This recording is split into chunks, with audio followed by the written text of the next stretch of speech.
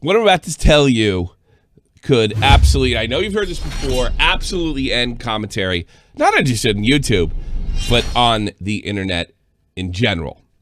And I am not exaggerating. I'm not playing this up. This is rather serious, and it has to do with Romeo Lacoste and Keemstar. If I give you a little bit of background, Romeo Lacoste had an alleged victim of his who was underage that received inappropriate pictures. That person was a minor. Romeo Lacoste has been accused of being inappropriate with minors in the past. Keemstar ran a story on Drama Alert, and he had physical evidence. Romeo Lacoste sued him for a ridiculous amount of money, and Keem used something called an anti-slap, which is based in legislation in California to sort of mitigate, bogus lawsuits, and won that anti-slap. Game over, and not only that, Mr. Lacoste has to pay his court fees. Now, you might know that Mr. Lacoste doubled down, and he's going to take this to the Ninth District Court and appeal it. And that appeal is based on district court appellate anti-slap motions to dismiss the complaint. The plaintiff maintains maintains that he's not a public figure.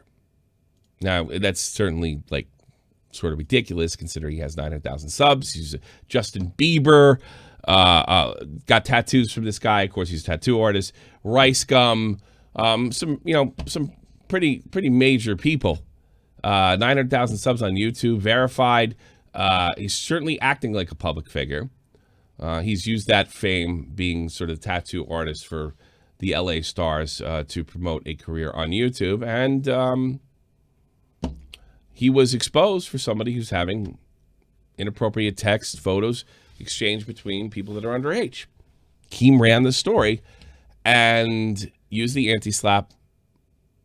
The case was tossed, and he has to pay upwards of $100,000, reported pretty much only here on Shot from the Point, to Keemstar. Now, his last sort of gasp is important because it actually could sort of affect all of us. Now, this is going to the Ninth District Court in California. And as some people that consider themselves on the right, they're not big fans. This is considered a pretty radical court as long as I've been alive. I have been told that that's changed, but let's get into what might happen. Now, if the appeal is upheld, the anti-slap's out the door. It's going to court, and then that's going to cost probably Keem some money, and he also won't have to pay Keem's legal fees. Now, what is this? Why is he trying to maintain he's not a public figure? All right. Which, of course, is on its face completely ridiculous. If he's not a public figure, then it's a legitimate lawsuit. So the anti-slap shouldn't count, and it'll be tossed. The level of you need when you're considered a public figure in the United States, YouTube follows a law in the United States. When you're considered a public figure, the standard of defamation, libel, slander is much higher, and the reason for that is and just minor even false allegations won't affect a public figure. In other words, if I say that Clint Eastwood's a horrible father and he did a terrible job raising his kids and he's a bad person, that might affect Joe the plumber down the street if I put that out there for the public or run an article in a local newspaper. But it's not going to probably affect if some rando affects a bottom line. Usually public figures have to show damage, serious damage, and the actual allegation has to be a lie. Now, that is not always the case for people who are not public figures. So this is really his last grasp. But the thing that's so serious about this, now we just went through this Leafy Pokimane thing. She was accused of being a bad content creator. She was mocked. And she was also accused of not really just essentially re-uploading reactionless, non-transformative works from other people, using other people's copyright and not really even attempting to attempt fair use at all. The backlash to these allegations were pretty incredible, like from, Hassan Hasman Gold, who's recently made a bigger fool of himself, and of course Destiny. The response to those allegations was, "You're mean, this is beyond the pale, you're a bully." It was a weird situation. It's been covered all over the place, essentially avoiding the main part of Leafy's criticism, which led to a bunch of other videos on YouTube claiming harassment. I don't know how you can harass with one video. And also claiming the video was a lie in itself. They never actually pointed out the lies. Is it a lie when you say somebody's not very good at their job? But I'm getting off track a little bit. If we're to do this to public figures, celebrities, Brad Pitt, they have no case. And I don't think Pokimane has any case either. Of course, she's apologized for her transgressions, for lack of a better word. But if YouTubers, and this is where it gets pretty serious, if YouTubers are found in the 9th District Court, this set an incredible precedent, if they are not public figures, we got a big problem. Because YouTubers certainly have the funds to defend themselves, especially very rich ones. They could silence almost all criticism through the courts, and YouTube would be obliged to follow because they could be subject for defamation lawsuits as well. Again, there's a higher standard for defamation for a public figure. Somebody makes their living in the public eye. Then there is a Joe down the street who you don't like, and it's a completely different animal according to American law. It's not quite that way in the UK, but the United States. And look, if we didn't have this law, there would be lawsuits all the time for like these celebrity gossip tabloids. You could pretty much say anything about a public figure as long as it doesn't damage. That does not mean you can slander, and that does not mean you can lie.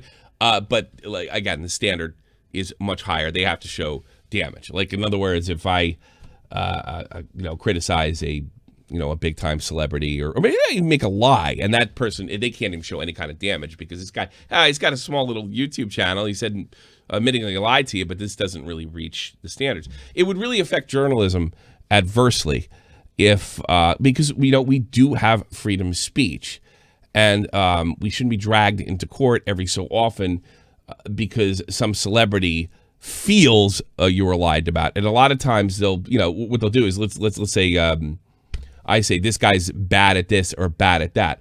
That's a lie. No, that's my opinion. I'm certainly entitled to my opinion. You just criticized a big celebrity. He's going to run you through court. And that's what we're looking at here. This is actually kind of huge. And, these are our favorite deplatformer anti-censor, not anti-censor, our favorite deplatformers, pro-censorship types like Asmund Gold, and Hassan, and Susie Liu, and people that, that simply feel that they don't want to be criticized for absolutely anything, could say, hey, look, I'm not a public figure. These are lies. Let me have your ass right in court. This will effectively end YouTube commentary and possibly have an adverse effect on independent journalism when it comes to e-celebs. The 9th District Court, again, I'm going to go back, is pretty radical from what I could see. In my personal opinion, you can take that how you want to take that. They have a reputation for making some pretty wild, some extremely wild. I don't think. I think the Supreme Court has rejected or kicked back more cases to them than any other district in the United States. They have a wonderful reputation. So, am I a little nervous? Yes, absolutely, a little nervous. about something like this. And I'm sure Keemstar doesn't want them to win this. Will they do it? Probably not. I think this will probably get thrown out. It'll get tossed. But it's the 9th district. It's like, it's not, it's more of a coin toss. Now, I've also been told by other people, no, it's changed and they're not as radical as they used to be. But it's pretty wild because, we'll have, one of the important things about the commentary community is it's not just like, making fun of people. You make fun of people for starting scams, being dishonest, misleading their audience. They don't have this on Twitch, and that's why you see what's going on Twitch. They can be accused of not abiding by fair use law, and they'll just come at you with, you're bullying with me. You're bullying me. You're a bully. This is beyond the pale. You're using your platform. You're hiding behind criticism. You're just bullying me. This will give them a lot of power over the people that criticize them. Not only that, they have the funds to go after you. So if you're a nobody kid and you make a video on Destiny and he doesn't like it, doesn't matter whether it's true or not, it doesn't matter if it gets tossed or not, your parents may find themselves in court if you're underage. If you're a college kid, you're not going to school because you're going to court. The amount of money you're going to have to be able to come up with and tuition is simply, it's not going to happen. You're going to have to pick the court, defend yourself. And we've seen, e-celebs go out of their way to avoid criticism, to frame criticism as witch hunting, to frame criticism as a bullying harassment. And this is pretty huge. I don't think it's going to happen, but it's something to think about. I think YouTubers are definitely mainstream celebrities now. I would even think that I think anybody that makes their living in the public eye, or at least part of their living in the public eye, I personally think I would qualify for this, because every bit of income I make comes from me putting my face out there and making money from those appearances, from the content that I produce. So I think I even qualify, a minor public figure, but a public figure nonetheless. I don't have any more real insight for this. I've avoided, I do have contact with Keemstar. I have avoided talking about this with him because I'm thinking he's just going to tell me he can't, which is probably true. But this is something to think about, and this is something commentators need to think about going forward. This is a very serious thing. More than likely it'll get tossed, but the 9th district historically is a joker in the deck, and it's certainly Romeo Lacoste is a public figure. There's simply no doubt about it. And I think, again, I can't stress this enough, the bizarre thing about this guy is in his lawsuit, he has admitted to what Keem accused him of. It's completely bizarre. You have to check out my other Romeo Lacoste videos. It's bizarre. I really don't understand why local police departments haven't been interested in this. I don't think they don't prosecute this stuff. I think as much as everybody thinks.